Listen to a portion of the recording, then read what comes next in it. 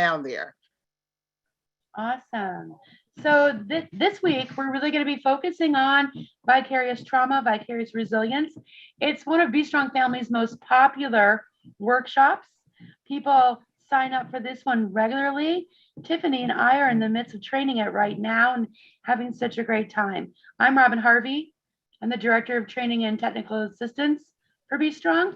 And with me today, and who's going to be your main presenter, is Tiffany Murphy. And Tiffany is one of our star trainers. She takes care of a lot of our participants in various trainings. But like I said, vicarious trauma, vicarious resilience, Tiffany and I are in the middle of that right now. You can go ahead, Andrew.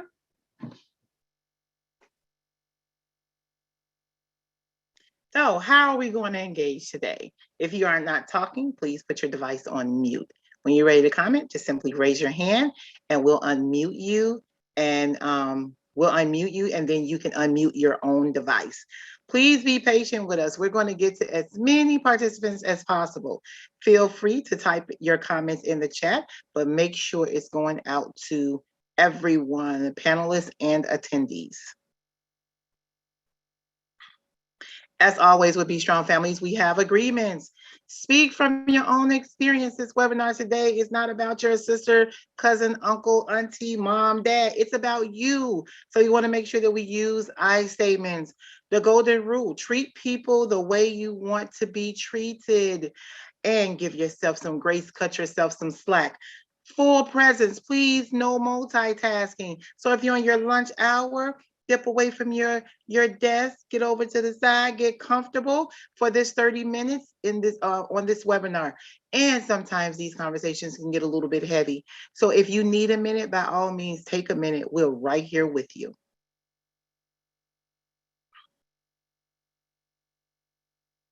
Vicarious trauma and vicarious resilience. Can someone tell me, what does vicarious mean? I looked this up this weekend because I wanted to come with like a really, really good definition of vicarious. But can someone either unmute or put in the chat, what do vicarious mean to you?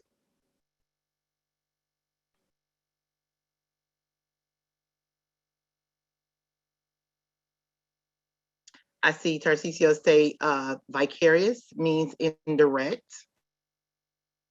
Adrian said also indirect.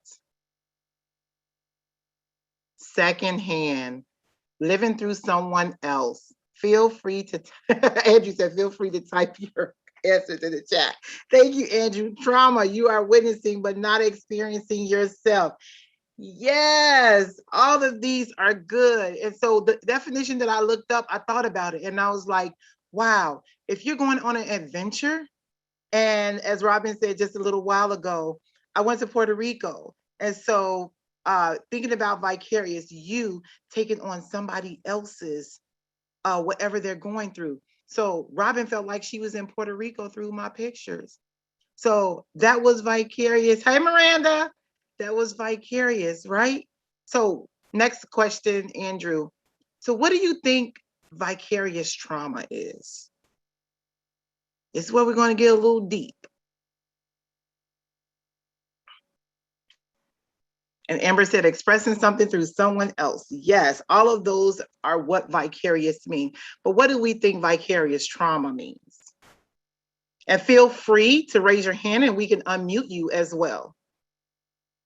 Someone else's trauma that's affecting you. Seeing or hearing about someone else's experiences. Trauma obtained through a third party. When you begin to experience the effects of someone else's trauma. Yes, all of this is vicarious trauma. We could think about it two ways, right? So I'm an empty nester. My niece came to live with me. Her trauma then coming to my home became my trauma. And it was vicarious because now I was feeling her trauma. I was making it my own. And it was so stressful for me because I unpacked somebody else's trauma. Have you guys ever experienced that before? Where you unpack someone coming to your home with their trauma, or it can be from work, where you bring work home something that's stressing you at work, and you bring it home and you unpack it at home. Yes, yes, most definitely. Yes, so you all understand where I'm coming from. So let's get out of all of this trauma and hit that third question for me, Andrew. What is vicarious resilience? Pat said, I think all moms suffer from this. So true, Pat, so true. I have a 25-year-old. Finding the objectivity again. Yeah. Yes. The resilience is you bouncing back from all that trauma and taking care of yourself through the midst of, and not making it about you, but making it about the situation away from you, right? Learning skills to handle vicarious trauma. Rebecca, what are some type of skills? Janine said, watching someone else overcome trauma. Yes. Yes. All of this is resilience. Resilience built because of someone else's experience. Based off their experience, yes, her CCO. How to be able to step back. Rebecca, yes. Stepping back and allowing someone else's trauma, just that, to be their own. And Erin said self-care. Robyn, would you like to give an example of vicarious resilience? Absolutely. So for me, vicarious resilience, the definition is really about using other people's struggles and triumphs to build our self and our strength back up. Mm-hmm. So what's resilience mean? Resilience means the ability to bounce back after adversity. So while I'm watching someone else go through their adversity, I'm picking up tips and tricks and strength and inspiration to pick myself back up as well. The vicarious resilience, I was watching the closing ceremony of the Olympics this morning, and this is one of the activities that builds my vicarious resilience. I'm not a runner. I'm not a basketball player. I can't do any of those things very, very well that the Olympians do. But watching them is so inspiring and gives me such motivation and such an I can do that too spirit, that it helps me to build my resilience up. That's vicarious because I'm never going to do those things. Mm-hmm. Another way I can explain vicarious resilience, or an example, is watching one of my kids overcome one of their struggles. One of my kids is loud and verbose and sometimes abrasive, and it gets him into a little bit of trouble with his peers and his brothers. But I've seen him dig really deep in the last months and figure out methods and ways to overcome some of those challenges. That's inspiring to me because you know what? I have some of those traits too. I can be too loud and take up too much space. And watching him gives me that inspiration and the I can do that if he can do that. There is a comment here.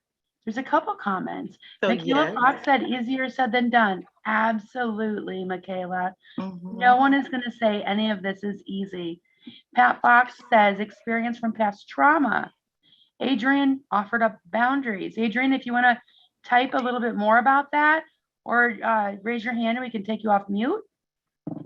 And then somebody said, I don't know if anyone has ever heard of The Highly Sensitive Person by Dr. Elaine Aron.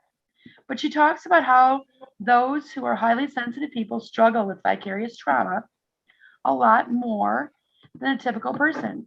And she has a whole series on how to build resilience towards vicarious trauma. Thank you. Okay, Andrew, can you go ahead and unmute Adrian?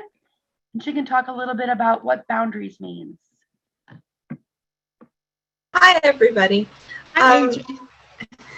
Hi, Robyn. If we're lucky, the cats will jump on the bed and then you can see them behind me. Robyn's laughing. So boundaries are really important when you've experienced trauma or when you're vicariously experiencing trauma. And you don't want to necessarily physically separate yourself from someone who's experiencing trauma because they need to regain the connection to humanity. So you really want to be there for your friends and your family when they're experiencing trauma, but you don't want to be losing it. So this does happen to everyone. We all lose it, especially with the people we love the most. So be gentle with yourself when you're trying to set boundaries. Robyn always sets boundaries with her children, and she talks about it, and so I'm going to do that with my children. I also have adult children, and it's so important to be able to say no. A perfect example happened in my family last night. So I was asked to take my child immediately to go do something. And it was just a very minor chore, picking up something at a local store. And it was dinner time and I was cooking. I actually had my hands in hamburger meat. I was making meatballs, okay? As simple and basic as you can. Here I am trying to function for my family, and somebody's making a very strong demand of me. And I had to say no. Yeah. Okay? And I had to say it multiple times, and it wasn't good enough. And it resulted in tears, and it resulted in some verbal exchange. And eventually, I had to just stay away from it and let it go. I had said what I needed to say, and I was doing what I needed to do. And it doesn't mean that I love my child less, or that I care less, or that I didn't follow up later with the results of it, because my child was able to run her errand later, and she had her fears come true, and I followed up on what those fears were. And oftentimes when people are pushing your boundaries in an unhealthy way, it's out of some sort of angst, anxiety, fear of something that might go wrong. So if you can talk a little bit about that and sideline them from their immediate thing and talk a little bit about the background of what's going on, you may be able to get to some of the root of it and cause more change for the future in a positive way. Thank you, Adrienne. Thank you so much. And I think that what I would like to add about boundaries are super important when it comes to vicarious trauma. Vicarious trauma saps a lot of our energy out. It's an energy leech. So we need to be continuously pouring into ourselves. Boundaries help that happen. If you're always taking care of everything else, you're not going to have time to take care of yourself. And I've said this, if I've said it once on a webinar, I've said it 1,000 times. You can't pour from an empty cup. No. You have to continually find ways to fill our own hearts and heads and bodies with this positive energy. The rest of the week, we're going to talk about some of these things, so I don't want to go too deep into that. Vicarious Trauma, the workshop that we teach, is an 8-hour class. And there's a whole section on tying vicarious trauma and vicarious resilience to our well-being. So that's really, really important. We're going to give you little snippets all the next 4 days, and then we'll talk about it in the cafe a little bit. But if you ever have a chance to sit through that class, I would really, really recommend it. Tarcisio offers trying. Olympians don't get it perfect the first time. They try and ask for advice, assistance until they get it right. Almost perfect. Yeah. That's right, Tarcisio. And I think that's the piece that helps me build my vicarious resilience. I see them fall down and get back up. I see that in one of the races, one of the ladies stepped on the back of her opponent's shoe on accident. and they both fell down. The lady who was tripped, not the tripper, the tripped, turned around and helped the person who tripped her up and kept running. To me, that was a lesson in grace, which is part of my quest to be more graceful. Sophia offered, I like the question, how full is your tank, too, to check in with people, participants or not. Yes, absolutely. Thank you. Andrew also put in the registration link to the rest of the webinars this week. So if you have a chance, please come spend some more time. I'm going to be doing one tomorrow. We're going to go over the schedule in just a few minutes. Does anybody else have any more examples, or should we move along? Well, you know what, Robyn, actually, when it came to vicarious trauma yesterday morning, I had a meltdown. So my best friend asked me to breakfast. And you know how we always think we have it together, right? I have it together at work. I have it together as a mom. I have it together as a sister. Everybody depends on me. I'm right there, right? And my best friend invited me to breakfast yesterday morning. And as soon as I sat down to the table, everything that was bothering me, I cried, I poured it out. And then I thought about vicarious trauma. I am adding my trauma to my best friend. And I said, oh my God. But the resilience, the vicarious resilience came from after I got it all out, I knew then what to do for Tiffany. I knew then what Tiffany, even if it was something simple when I left breakfast, I went and got a pedicure. And I was all by myself. So self-care was very important, and being able to bounce back from all that trauma that I had to get off my chest. And even if it was something as a pedicure was so big for me because I never thought I had a chance to do it in a while. Y'all should see my feet. I'm online though, right? But I was able, I was able to go and get my feet did and relax and not think about everything that was bothering me. So it's just like Calgon, take me away. So then you can sit back, reflect, and know how to bounce back. And my vicarious resilience was bouncing back and knowing what to do after that pedicure. So this training is big, it's powerful, and I think it's needed. Do you guys think it's needed? Andrew, while they're answering that, why don't you go to the next slide, the next question? I hear a lot of yeses. So, because if it's needed, then how does it show up in your life? If we need this and we know that vicarious resilience is important, how does it show up in your life? What do you do? And again, you can unmute if it's too much to type. We would love to see your face and hear your voice.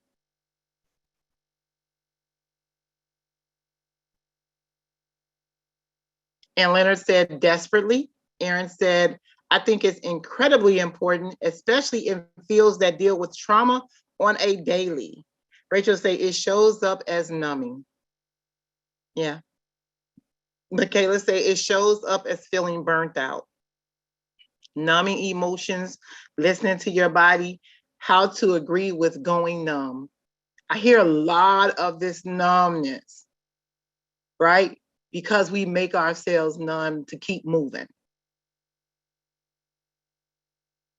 Yes, you feel burnt out. You feel burnt out, irritation. Meditation is what I do for resilience. Meditation is good. I stopped, but then I started right back until those waterfalls. I had to change what my sounds were. Kept having to go pee. I had to change the sounds. So yeah, meditation does work, Cheryl. Kathleen said it brings anxiety. The trauma brings anxiety. It do. It really do. It builds up and can come out at strange moments, like mine did yesterday. Yeah. Cheryl said, giving myself that 1 hour in my car before going in with the kids. Yeah, Cheryl, I thought it was just me. Sometimes I sit there and there's not even kids up here. There's a dog up here. But sometimes I sit there because that's my time to myself. Yolanda Lester said, I spend every morning with devotion and prayer. Yes, these are how this resilience shows up in your life. Miranda said, I have a friend visiting from out of town, and I thought it would be fun to do an escape room. It really helped me detach from everything. Doing something that you want to do, Miranda. Yes. I love that she goes to the escape room. Because the ways that I drown out the internal chatter is chores. So I jump on my lawnmower. That it drowns out everything. And I have a big yard. It takes me hours to mow on a ride. So, but it's like a respite. I come off the mower feeling refreshed because I've been able to kind of detach. We have other people that say, Adrienne says, I try to do something new or different. Lorena, I have a prayer buddy and we pray every night. It really works. I bake, I go shopping. Oh, I craft. I clean and declutter. It helps me to do well, or it helps me as well. I listen to music. I read something with different topics. Yeah. Holding babies or playing with toddlers. I love that one, Pat. Not that I'm supposed to be biased, but there's nothing that gives me belly laughs more than my 2-year-old granddaughter. She can turn a frown upside down faster than anybody I know. Camille added, I dance and I pray a lot. Good. Camille, that's me. I dance when I'm in the house by myself. I have a CD of all the electric slides, and now I try to do them all. I try to remember them and do them all. Oh, I love that. Kat, lots of cats. She's got a healing room. Portia, why don't you write in the chat a little bit about your healing room? That might be interesting to us all. And sometimes she sits by the water. I learn all those TikTok dances. That's great, Miranda. Tiffany too. I read, I write, I walk. It makes me happy about the TikTok dances. That's great. Walking is great. Jigsaw puzzles. I go to the forest. You guys seem to have a really great list. This is awesome. Yes. All taking such good care of yourselves. Andrew, can you go to the next question? All right, but let's talk about the trauma piece just for a minute. Yep. Have you guys experienced that vicarious trauma at work, in your family? Where does it pop up from you? Where does it pop up the most? Yeah, that's a better question. Good. Portia said at work.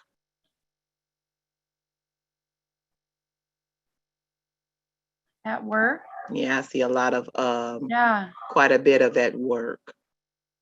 Yeah. So it's super important that we take time to process that vicarious trauma so we don't bring it home to our families. I like how Camille said, I'm sorry, Robyn. I like how Camille said everywhere, especially working from home, because you have the double of the trauma, right? Sometimes it's e-learning and working when you're doing a 40-hour week, and then you got to help with school work too. So I see that struggle. I'm sorry, Robyn, go ahead. No, you're totally fine. Miranda also said, I'm learning to heal from my own trauma. I'm feeling it more in my personal life. That's great. Stephanie says both. While budgeting, Maria, if I could give you a high five, I would right through this computer. Pat Fox says work, and sometimes out of nowhere. That's true. And I think also, if we were really honest with ourselves, we don't have to be honest with each other at this point, but ourselves, the strain of being under this pandemic has let some of our trauma go unnoticed or unaddressed. Yeah. And yes, Yolanda, I don't know if you're saying yes to me or not, but a lot of us are not taking the time. Yes, Adrienne, the pandemic has created a lot of drama and trauma for all of us. Sometimes it's unrealized until it pops in. Andrew, go to the next question. How does it show up in your work with family? So now a lot of people said it shows up at work. So how does it show up when we get home from work and we have to deal with our own families at home? I do know for me, when I get home, when my boyfriend comes in, he's like, oh my God, she's always at work. If she's not at, she's at work at night. She's at work during the daytime. I barely get a word in edgewise with her, but a hi when I come in the door, right? So it becomes then a struggle. Then when I get off work, I'm unpacking like, let me tell you what happened. Let me tell you how my day was. Mm-hmm. So now he's affected by all the trauma that I went through at work. Yeah, lots of comments here. My old job in a meeting with clients and after, and in my visiting my mom and family home, I sometimes, thankfully less frequently, regress in how to deal with things from family issues. Yeah. Tracy offers it's really hit hard since COVID-19 and family members affected and the battle of those who don't want the vaccine. Thank you, Tracy. Amber offers, from the stress I get from work, I usually want to isolate when I get home. I hear that. Pat says, I avoid talking about the pandemic. It creates so much trauma, and some of the things I Yes, do to Pat. be resilient, I can't do because of the pandemic. It's a nasty circle. I feel that deeply. I avoid talking about the pandemic too, Pat. And Miranda says that, and Robyn Harvey says that as well. I'm hypervigilant and constantly concerned for me and everyone I can think of. Yes, Tarcisio, you know that I'm in that same boat. I worry about the families I work with, and the family has dealt with COVID too. Yes. Yeah. Yeah. Yeah. So as we go through this week with Vicarious Trauma and Vicarious Resilience, we're also going to give you some tips. You guys gave us some really good tips today, but we're going to give you some of those individual tips as the day goes by during this week. I wish I can be with you guys tomorrow, but I'm training on tomorrow. I may have an opportunity to sneak in here, but our August webinars, start at 12 noon. And on tomorrow, you'll be with Director of Training up there. I don't know if she's down there, up there, Robyn Harvey. And you're going to talk about the effects of vicarious trauma and how to build the vicarious resilience. And on Wednesday, you're going to be with my friend Nadia Washington, and you're going to talk about using the vitality domains to strengthen your vicarious resilience. I got to get that physical domain together because, this COVID-19 pounds is killing me over here. Then on Thursday, it's going to be a mini workshop with Kristen Robinson, and she's going to talk about yoga, relieving the trauma through yoga and breathing techniques. Going to have to try to get there to that one. And then last but not least, on Friday, you're going to do the Taste of the Vitality Cafe. When I did it, it was environmental. Robyn, which one is on Friday? Because I don't know. But it's going to be a general Vitality Cafe with all of the domains offered up. Yes. Somebody can tell me how to lose this COVID-19 pounds and get that physical. I am Tiffany Murphy, and this is Robyn Harvey. And also join us for our upcoming Be Strong Families workshop, Online Living and Protective Factors. If you can hit that QR code, it will take you straight to our Eventbrite and get you on and started. And we would love to see your faces. I would love to train you guys. And on behalf of Be Strong Families, be strong. Robyn Harvey, Martech Guru down there, Andrew, have a good one. Have a great day, everyone.